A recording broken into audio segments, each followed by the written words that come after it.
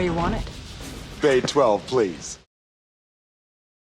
Hello there Transformers fans, and welcome back to another Bay 12 video review, and today we are reviewing the Transformers Studio Series Gamer Edition number 4, Megatron, from the War for Cybertron video game. And Hasbro has been talking about bringing the games back, renewing their license with Activision, now that Activision is owned by Microsoft, which I, for one, hope that bears fruit very, very soon. If you know me as a Transformers fan, you know that I consider the War for Cybertron and Fall of Cybertron video games to be peak Transformers content. When it comes to a Transformers story and design of the characters and the world building they did on Cybertron, it's up here at the very tippy top of some of the best Transformers content of all time. Here he is in the packaging. Here we have Megatron. I have been anticipating this figure ever since they pipelined him, and he looks awesome in the packaging. You've got some really good artwork of Megatron from the video game there in robot mode on front. You got a little bit of his robot mode there on the side. Good view of his robot mode on that side. Too bad they didn't put any of his tank mode anywhere here on the packaging, which is kind of a bummer. I would have liked to have seen his tank mode artwork on the packaging also.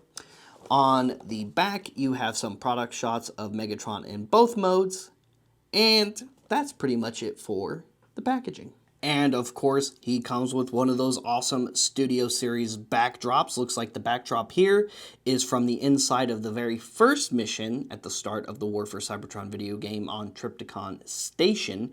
And you just got some crates and stuff going on in the background here, which looks pretty cool. He also comes with his mace and his fusion cannon. Now, I know this isn't the coolest looking fusion cannon, and I know it's not as cool as the fusion cannon from the original toy release. However, it is more video game accurate than the original toy release. In fact, this figure overall is definitely more video game accurate than the original toy release. Do I like it more than the original toy? That's to be determined. But you can display your Megatron figure on his Studio Series backdrop with his weapons, and it looks really awesome. And here he is out of the packaging, out of the backdrop, and he looks really, really cool. This is a great figure. I love this figure. However, I have some notes. There are a few minor, not a huge big deal, issues with this figure.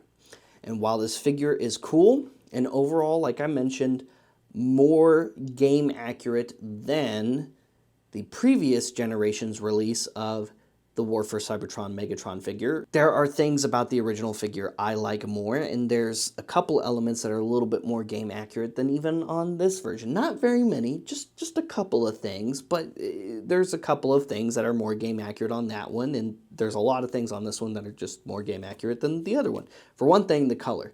The color is definitely a little bit more game accurate than the other one. He's more of a darker gray than the other release, and he's supposed to be more of a darker gray. Since we're already talking about it, let's go ahead and just show it off for comparison. So here is the new Studio Series versus the original generation's release. And here's the thing. My personal preference, just my personal taste in design, I kind of like the original one more than this one. Now, as far as game accuracy goes, this one is definitely better and more game accurate, but I like the fusion cannon on the other one more. I just think it looks way cooler than the fusion cannon that came with this one. The head sculpt on this one I feel is a little smaller than it should be, and the head sculpt on this one and overall shape is a little bit more video game accurate, in fact, than this one is. This head sculpt is actually closer to his head sculpt from Fall of Cybertron when he gets his new body. Now, it's not quite exactly that head sculpt from Fall of Cybertron, and I'll give you a better example of that here in a moment. And there is some really cool details on the head sculpt of this one, like the light purple inner John bits running on his cheeks there. I hope you guys can see that. And yeah, it's awesome, but overall this head sculpt is actually just a little bit more accurate. Another inaccuracy on the new figure versus the old figure is his back. Now, I get it. They had to come up with somewhere to put this cool little front of the tank bit while he's in his robot mode, and it does look cool. However, the back on this version of Megatron is more game accurate because he has the little mechanical piston bits right here, the little graded bits right across the top, and of course the Decepticon symbol made out of his parts on his back, where this version doesn't have any of that detail that it's technically should have. So, like I said, there are just some things about this one that are better, and there's a couple of things about this one that are better.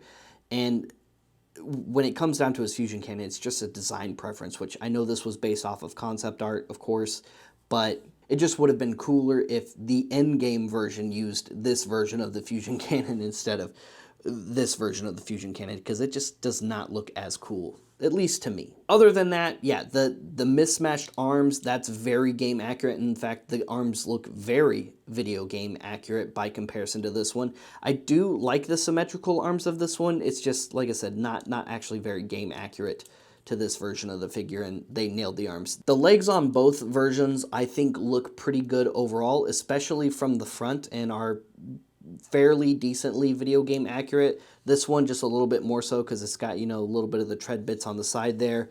And the back of the legs on this one look much better because these ones were hollow. Now that was due to transformation, but these ones are filled in, so naturally that's just a better look than this one overall. The chest designs are pretty much the same and look very good on both. And now on to my next and pretty much final gripe about this figure, and that's the size. He's too small. Hasbro, he's too small. Why is he this small? He should not be so small. And you're probably thinking, well, he's a pretty decent sized Voyager class figure, and yeah, sure, just not really in comparison to the rest of the figures that are already in this new Studio Series line, and not in comparison to some of the other War and Fall of Cybertron figures we've had over the years. Now, I'm sure Hasbro is just going to go through at some point and probably do every character that appeared, at least fingers crossed, that's my hope as to what they're going to do with this line. And within it, they'll be scaled relatively well to each other. So slowly, us collectors are probably going to be replacing some of those pieces that we've gotten over the years in the past. However, I don't want to have to replace every figure, even though I know I'm not going to be able to control myself and not buy every Studio Series Gamer Edition figure going forward, because I really liked the Fall of Cybertron Soundwave. Now, if we get a new one that actually has the cassettes properly done, oh yeah, you better believe I'm going to be going for that one instead. But I already liked a lot of the figures I had. And here comes the next comparison. Here he is next to the Planet X one, which you can see is significantly larger.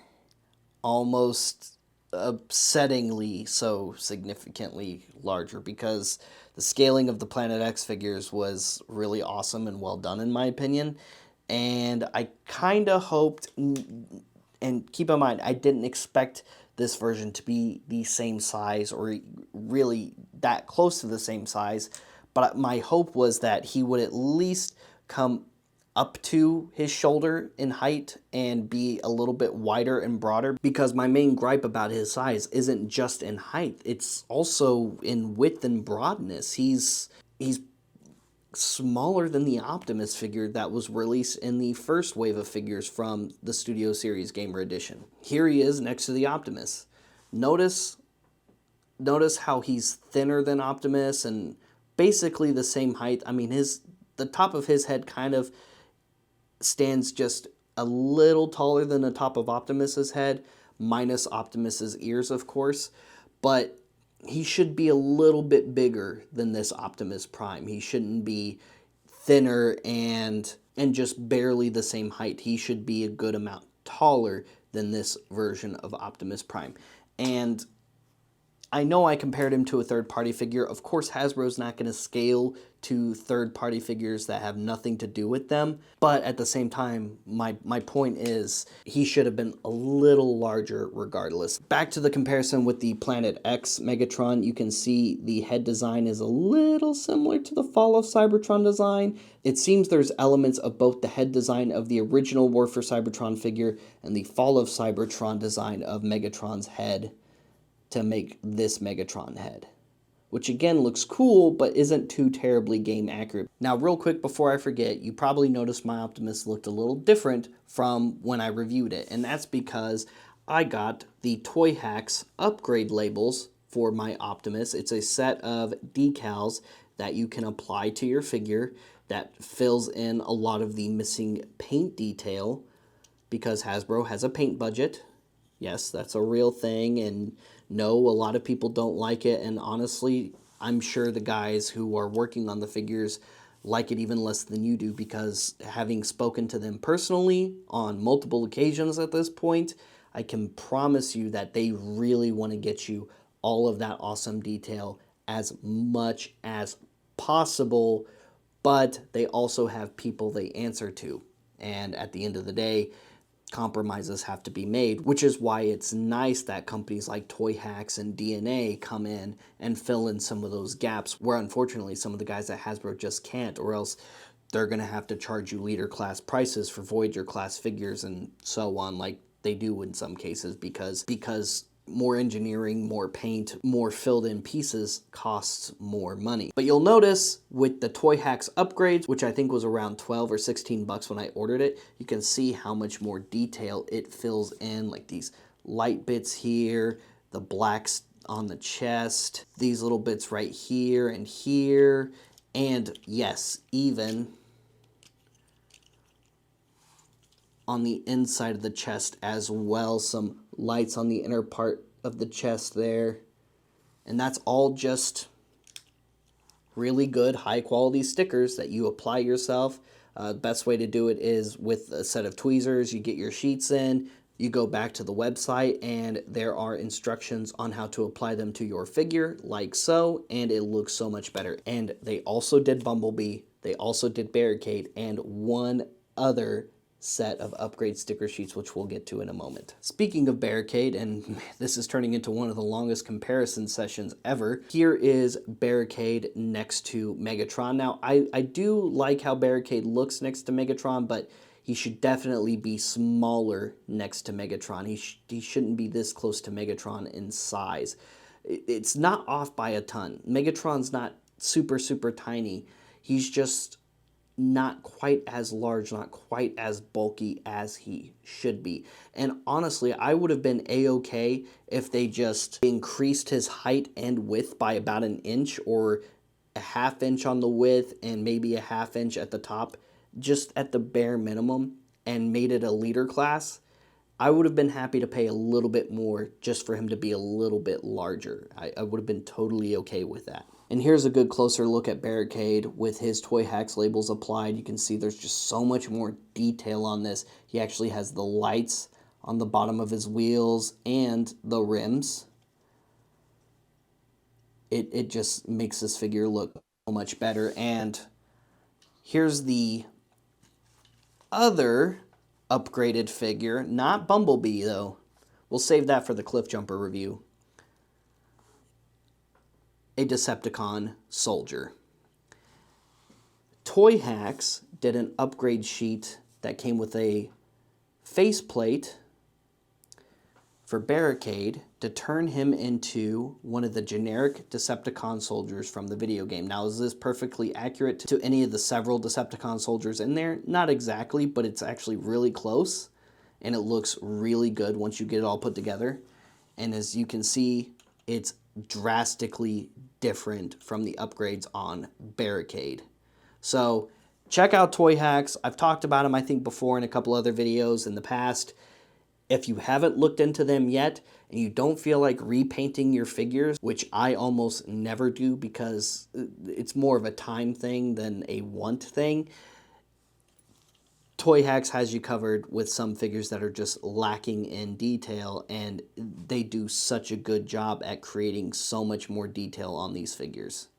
And back to Megatron. Here he is fully articulated, head is on a ball joint, although due to the way the head was designed, you get really good side-to-side movement, but not a lot of up and down movement. Fully articulated shoulders. This piece moves forward and back as well. A swivel joint just above the elbow. You have this joint right here for the elbow, but you also have that joint right there for the elbow. Now, these joints are also due to transformation. Wrists wiggle up and down. They do not rotate or anything like that because they fold into the forearm during transformation. Lower waist, hips, lower thigh, single jointed knee, which only goes to about that far because of this weird tab that nobody can really figure out what it's for. I've even seen some people online cut it off and give it more knee articulation, which is kind of neat. You can articulate the ankle forward and back and side to side.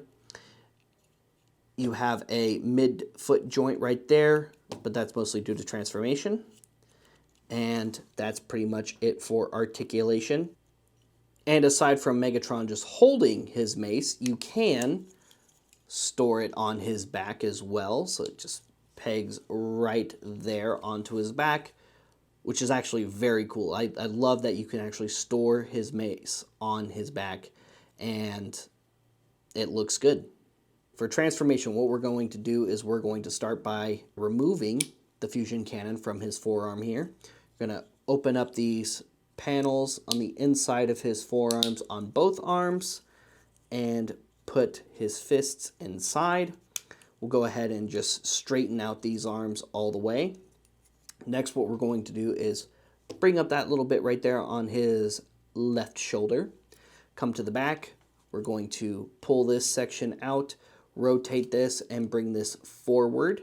Now, at this point, you could leave the head alone. You could rotate it all the way around full 360, and that's so you can just kind of cover up the face a little bit better, and you'll see what I mean when we get him all the way into tank mode. Then what we're going to do is we're going to open this chest section right here, bring that down, because we're going to need to bring this shoulder section all the way in, and then we're going to, on this double elbow joint, bring that forearm all the way up, and these two little tabs right here are going to tab into both the shoulder and the little forearm there. So we're going to go ahead and just tab those into place like so. Just kind of adjust this section. You don't really do anything with this section. You just kind of keep it there. Next, we're going to come over to this other arm here. We're going to bring this shoulder section back. Now, it's not like you can confuse the two and accidentally move this one to the back and move this one to the front. They only move to the back or to the front. So you won't get the arms mixed up, luckily. And then we're going to, with this little tab right here, tab that arm into his back like so. Now for the legs, and the legs are pretty much the rest of the transformation here. What we're going to do is we're going to split this midsection here. We're going to go ahead and fold in the front of the foot and push that in to the inner part of the leg as we bring this section out, and then of course tab that section right there in the middle. Bring out his tank hover tread bits because they're treads, but he still hovers on them. I mean, it's an alien planet, okay? Do the same thing over here with this foot. Untab that section. Rotate that in as we fold this section out. And then, of course, tab that in. Fold that out. Fold that out. And then fold the feet back down because it's just going to give you more room on things. Next, we're going to bring the knees towards each other and bring that section down. This is going to tab in right there. This is going to tab in right there, and just line that stuff up, get it tabbed into place. And then this little bit is going to tab into the front of that little bit right there. Do the same thing over here. Bring it up, tab those little bits to place. Tab that little bit into place. You'll hear some stuff snap and click together. And last step is to take the barrel of his fusion cannon, plug it into the top of his shoulder right there. And there you have Megatron in his tank mode, which still pretty game accurate. There are a couple of details missing that are surprisingly on the other release of the Megatron in his tank mode, but overall this one is a little bit more game accurate than the other one, especially having these cool little claw-like looking bits just hanging off the front of the tank. Obviously the barrel of the tank is more game accurate. The top is somewhat game accurate there. Like I said, there's a couple things missing, like this little bit, for example, should be hanging off the back of his cannon in tank mode. It's not there in robot mode, but it's definitely there in tank mode. And that's really where this one just has a little bit more accuracy to this one. And for comparison, here is the new Megatron next to the first generation's release of Megatron. So you can see them side by side together. And overall tank mode, I definitely like the new one more than the old one. Like I said, it just looks a little bit more game accurate than the old one. Really what this one has going for it that this one doesn't is just that little bit on the back of the fusion cannon right there. But I do prefer this one over this one. On the bottom, as you can see, they're very similar. You've got some robot mode bits just hanging on the bottom. I like how the chests both just come down and just are part of the bottom back section of the tank. You just have Megatron's whole chest section just chilling there. You can see both of their heads. I like how his head just comes down into his chest on this one. However, just a little bit more than it just kind of just hanging out right here where you can kind of see it, which is why I said maybe turn the head all the way around when you transform yours, just so when you look at the bottom of your Megatron, you just don't see his face for some reason, you know? Just things like that kind of bug me with alt modes, where if you just move it a certain way or look at it from a certain angle, you can just see the robot mode face just, hey, how's it going? You know, I personally, I just have never really liked that on a Transformers figure. And maybe that's just me. Also for comparison, here is the new Megatron next to the new Optimus Prime. So you can see them side by side.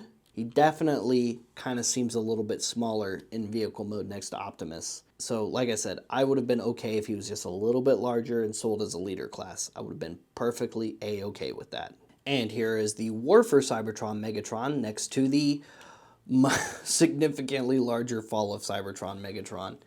So you can see the two of them side by side.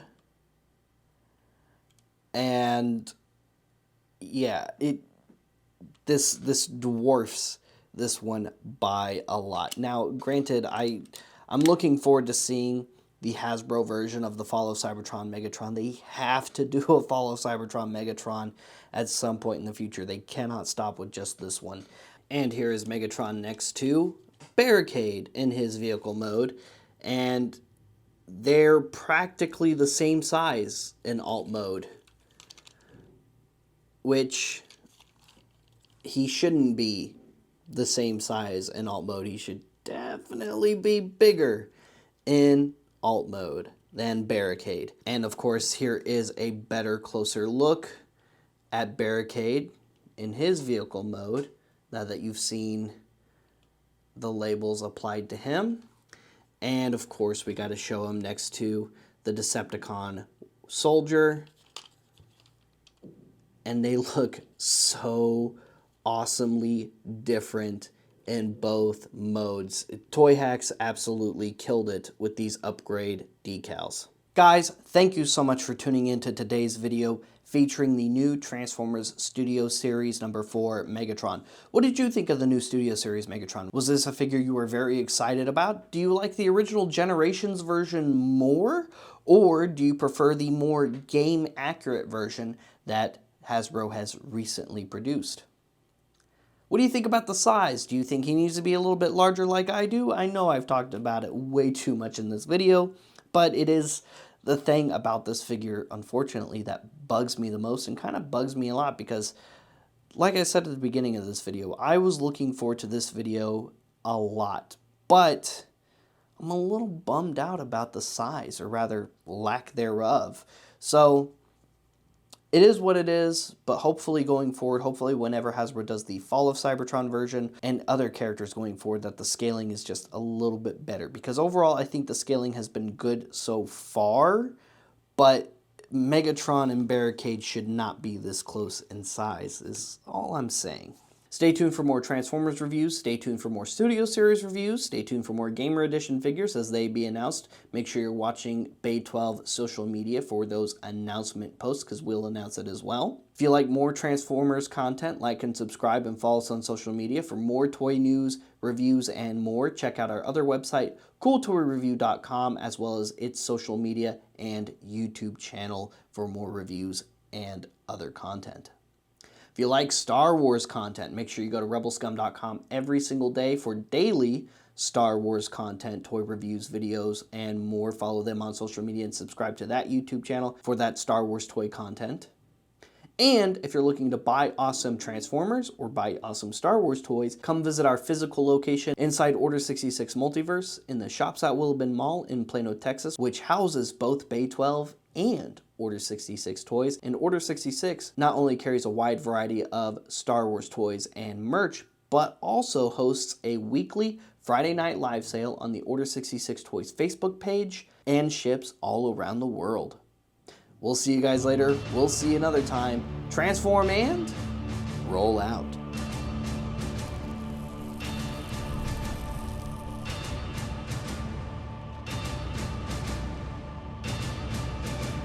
That's it, man. Game over, man. It's game over.